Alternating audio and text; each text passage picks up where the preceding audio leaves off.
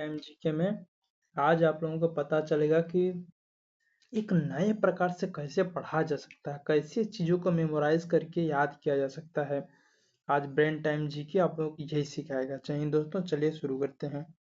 तो पहले हम जो पढ़ना है उसका ओवरव्यू ले लेते हैं। फर्स्टली ओवरव्यू ले लेते हैं हम लोग। क्या है?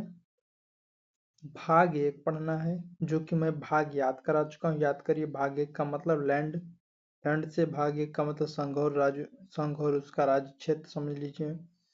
इसमें आर्टिकल 1 है संघ का नाम और राज्य क्षेत्र, संघ का नाम और राज्य क्षेत्र। दूसरा है नए राज्यों का प्रवेश एवं स्थापना, नए राज्यों का प्रवेश एवं स्थापना।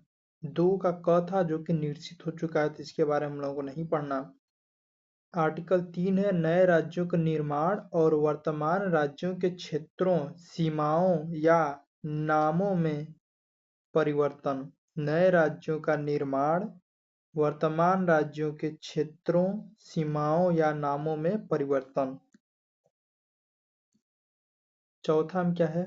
पहली अनुसूची। पहली अनुसूची, पहली अनुसूची में क्या है?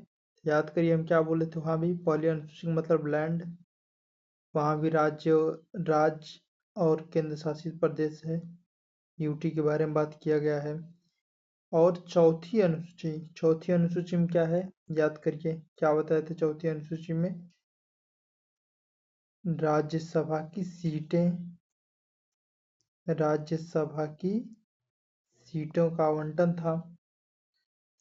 चौथी अनुसूची के संशोधन तथा अनुपूरक, अनुषांगिक और परिणामिक विषयों का उपबंध करने के लिए अनुच्छेद 2 और अनुच्छेद 3 के अधीन बनाई गई विधियां।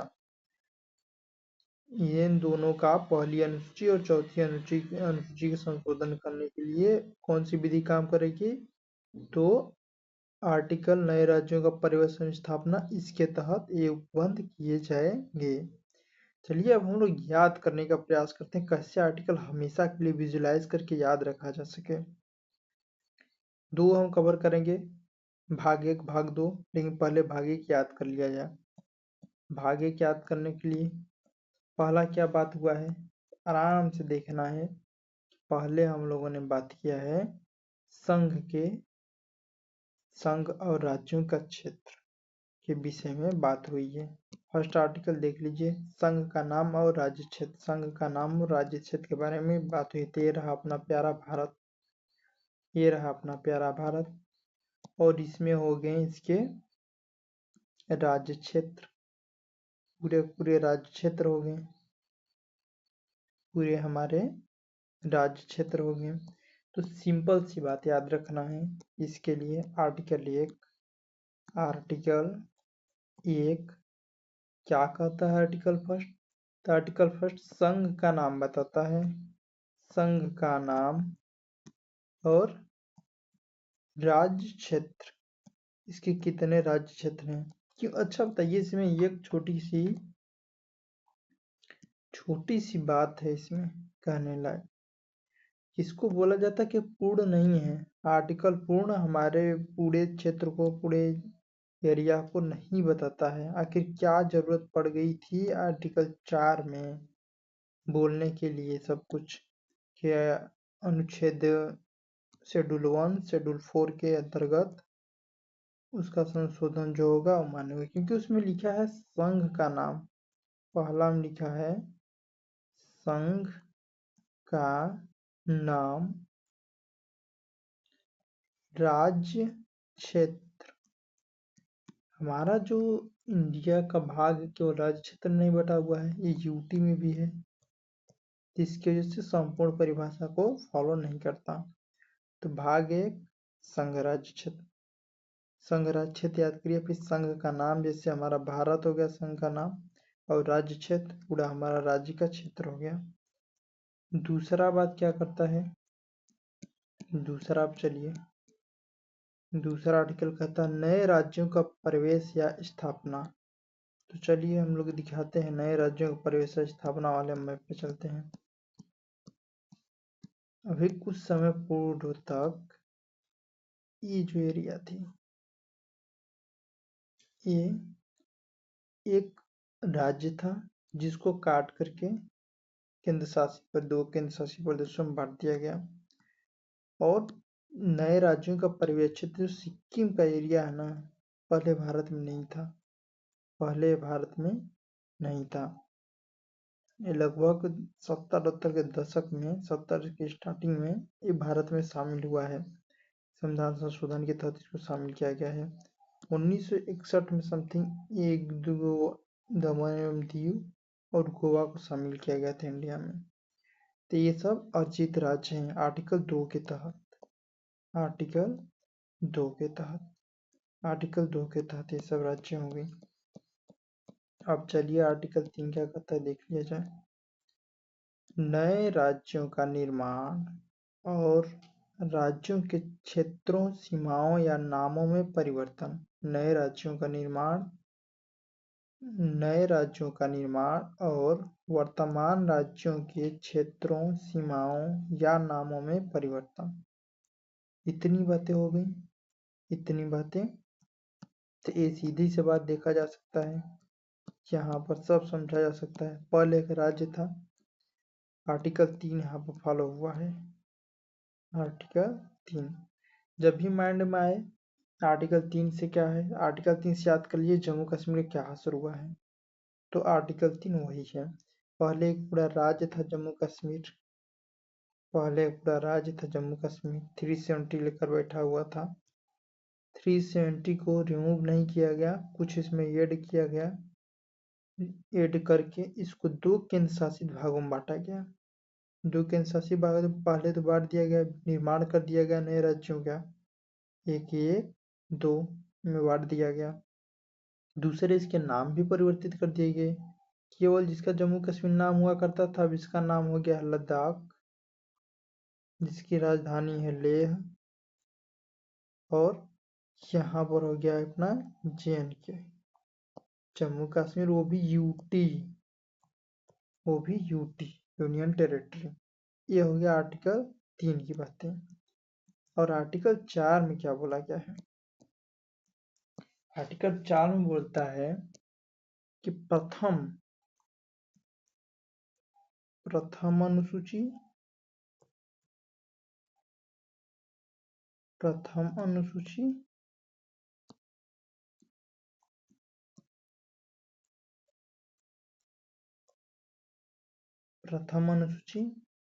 और 4th अनुसूची के अंतर्गत जो भी डेवलपमेंट होगा वो किसके आधार पर होगा, तो आर्टिकल 2 के अंतर्गत जो कार्य हुआ रहेगा उसके आधार पर। जैसे कि आर्टिकल 2 में क्या बोला गया है, आर्टिकल 2 में नए राज्यों का प्रवेश है। ठीक है, देखिए आर्टिकल 2 ध्यान से। नए राज्यों का प्रवेश 2 एंड 3 बोला गया है, 2 एंड 3 बोला गया है। नए राज्यों का प्रवेश है, और तीसरा नए राज्यों का निर्माण और वर्तमान राज्यों के नामों में परिवर्तन। तो हम लोग डायरेक्ट यहाँ पर चलते हैं। सीधी सी बात समझने का प्रयास करिए। पोलिटी द साइंस, कॉन्स्टिट्यूशन पूरा साइंस है, बस समझने का प्रयास। तो आर्टिकल 4 बताता है शेड्यूल 1 और शेड्यूल 4 जो भी डेवलपमेंट होंगे। शेड्यूल 1 में क्या है, भारत का राज्य और केंद्र शासित प्रदेश के बारे में दिया गया है, इसकी परिभाषा एक तरीके से। और इसमें राज्यसभा सीटों का आवंटन। तो जैसे राज्य बनेंगे वैसे सीटों का आवंटन बेसिकली होगा। राज्यसभा की सीटों का आवंटन होना ही होना है, कोई दो राय नहीं है। तो किसके बेस पे होगा, राज्य कैसे बनते हैं, 2 और 3 के वजह से बनते हैं राज्य। तो किसके आधार पर, अगर 2 और 3 आर्टिकल में किसी भी प्रकार का परिवर्तन किया जाता है, कोई राज्य निर्माण किया जाता है, किसी राज्य को विघटित किया जाता है, किसी को जोड़ा जाता है, किसी को बाहर से लिया जाता है, तो इसका इम्पैक्ट सीधे कहाँ पर जाएगा, शेड्यूल 1 और शेड्यूल 4 पे जाएगा। तो एक नज़र हम लोग घुमा लेते हैं भारत के। देखिए लद्दाख में केवल लोकसभा सीट है, वो भी एक तो। JNK में 5 लोकसभा सीट है, 4 राज्यसभा सीट है।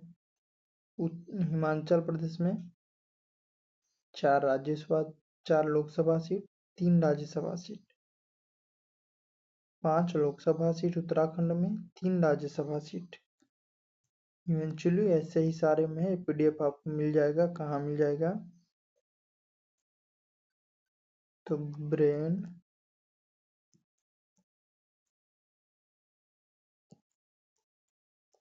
ट्री gk.telegram पर gk.telegram पर ये आप इसको नोट कर लीजिएगा। अब चलते हैं हम लोग दूसरे भाग 2 में, नागरिकता वाला सिस्टम पे। पहले नागरिकता वाले सिस्टम को समझते हैं। पहला क्या है? आर्टिकल 5 में संविधान के प्रारंभ में नागरिकता। संविधान जब बनता है हमारा 1950 में बन के एकदम लागू हो जाता है, लेकिन बन एक तरीके से बन जाता 1948 में ही, 46 में जब 1948 में जब लागू हो जाता है बन के, उसी टाइम पे इसको माना जाता है 26 नवंबर को, ये तभी लागू हो जाता है। दूसरी बात क्या है इसमें? पाकिस्तान से भारत की प्रव्रजन करने वाले व्यक्तियों के नागरिक अधिकार। पाकिस्तान से भारत को प्रव्रजन करने वाले, इसका मतलब जो पाकिस्तान से नागरिक भारत आएंगे, जो पाकिस्तान से नागरिक भारत आएंगे उनका अधिकार। पाकिस्तान से नागरिक भारत आएंगे उनका अधिकार क्या होगा? कैसे उनको नागरिकता मिलेगी? 7वां बोला गया है पाकिस्तान को प्रव्रजन करने वाले कुछ व्यक्तियों के नागरिकता के अधिकार। जो भारत से पाकिस्तान गए हैं, जो भारत से पाकिस्तान गए हैं उनके नागरिकता का अधिकार, अगर गए हैं घूम के अगर लौट के आते हैं तो उनके नागरिकता का अधिकार क्या होंगे, उसके बारे में बताया गया आर्टिकल 7 में। आर्टिकल 8 भारत के बाहर रहने वाले भारतीय उद्भव के कुछ व्यक्तियों के नागरिकता के अधिकार। जो भारतीय मूल के हैं और अभी भारत के बाहर हैं उनके नागरिकता के अधिकार की बात किया गया है। भाग 9 में जैसा कि आपको पता है कि भारत में एकल नागरिकता कॉन्सेप्ट है, तो विदेशी राज्यों की नागरिकता स्वेच्छा से अर्जित करने वाले व्यक्तियों का नागरिक न होना। अगर स्वेच्छा से आप विदेशी राज्यों का नागरिकता ग्रहण करते हैं तो इंडिया का नागरिकता आपकी निरस्त हो जाएगी, अपया।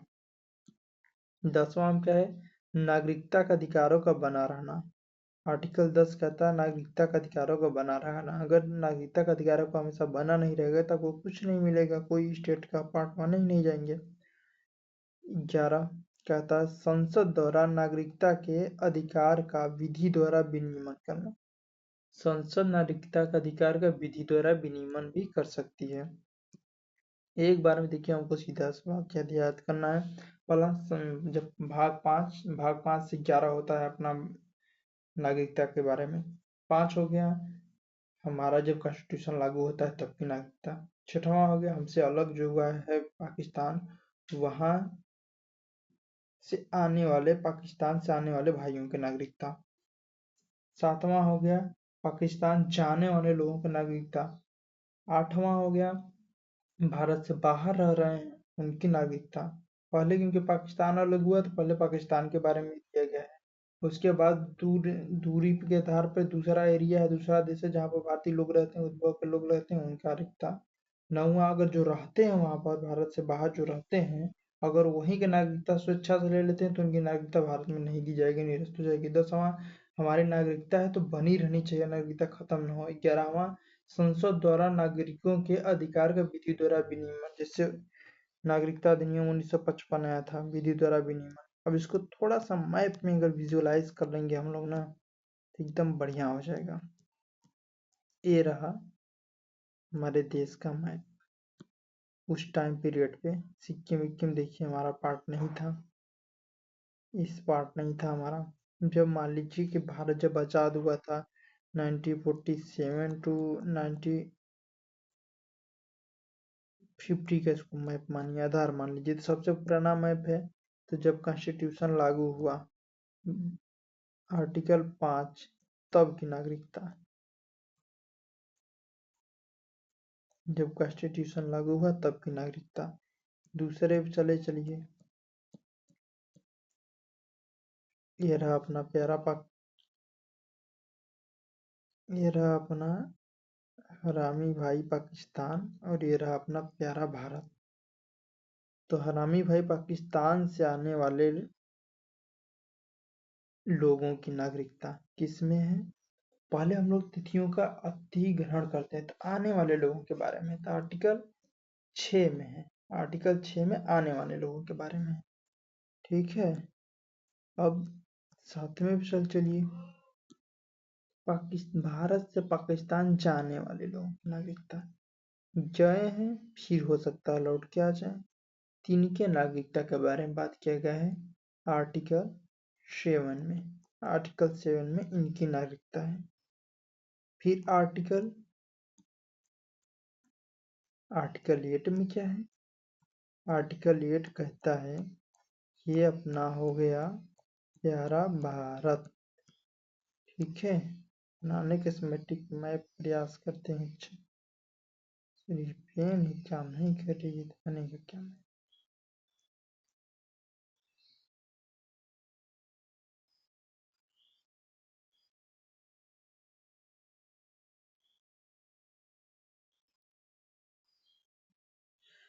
नहीं बन पाया।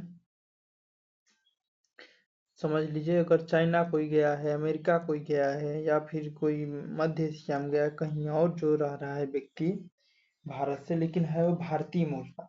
अगर भारतीय मूल का है तो उसकी नागरिकता के बारे में आर्टिकल 8 में बोला गया है कि उसको नागरिकता कैसे मिलेगी, जो भारत से बाहर रह रहा है, भारतीय मूल का है। और आर्टिकल 10 कहता है, आर्टिकल आर्टिकल 8 हो गया। आर्टिकल 9 कहता है अगर कोई भारतीय उद्भव का व्यक्ति या भारतीय नागरिक बाहर रह रहा है, विदेशी देश की नागरिकता ले लेता है, विदेशी देश की नागरिकता ले लेता है, विदेशी देश की नागरिकता अगर वो ले लेता है, तो उसको भारत के नागरिकता से स्वतः वर्जित कर दिया जाएगा। स्वतः वर्जित कर दिया जाएगा। अब 11 में क्या है? 9 में 10 में क्या है? नागरिकता का बने रहना। नागरिकता का बने रहना 10 में है। 11 में क्या है? संसद इसमें संशोधन कर सकती है या नियम बना सकती है।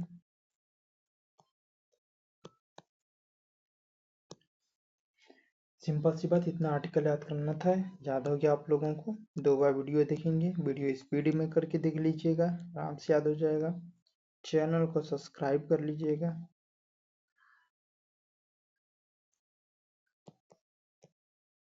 शेयर जरूर करिएगा, सपोर्ट करिएगा। थैंक यू सो मच दोस्तों।